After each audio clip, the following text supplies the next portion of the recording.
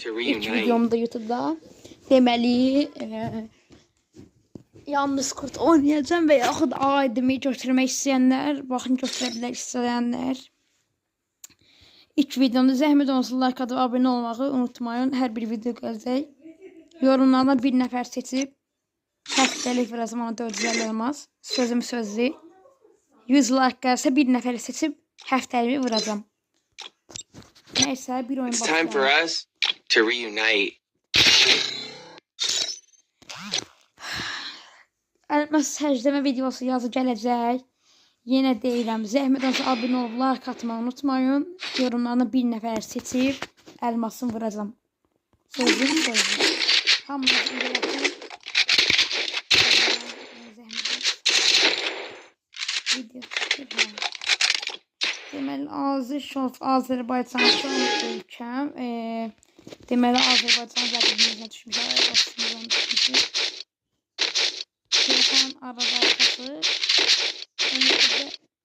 Biraz zeytinliyim. Baba diyancı burada. Baba neredesin ya? Neredesin? Gördünüz. Gördünüz.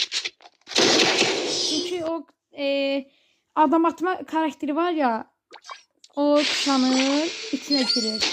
Yani yaxşı ağıllı kişidir. Sonra mən o vuranda o karakterinə dəyir. Yani nişan qaz qırmızı bədənən tutun böyle. Kızı karakterine dəyir. İnşallah. Açık verin. Açık verin. Belki tutarıq. Gəl bura. Yenə oradadır. Baxın.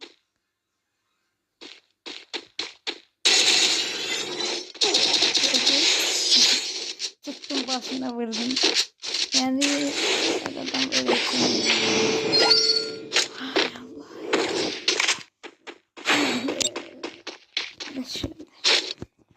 Kesin defa video koymuştum. Overseas onda. Tutmadı video. Çok video tutmur. Baxış gelmir. Sayısı yok. Bu ilk videom olsa yeni deyirəm.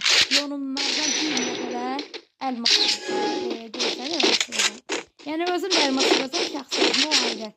İnşallah 5-6 elmasını yaptım. Böyle almak çalışsın. Arada dərsini istəyim. 5 defamı maşallah. Arada da var. Bir değil. Oo. Kim açar? O klanı məkə açar.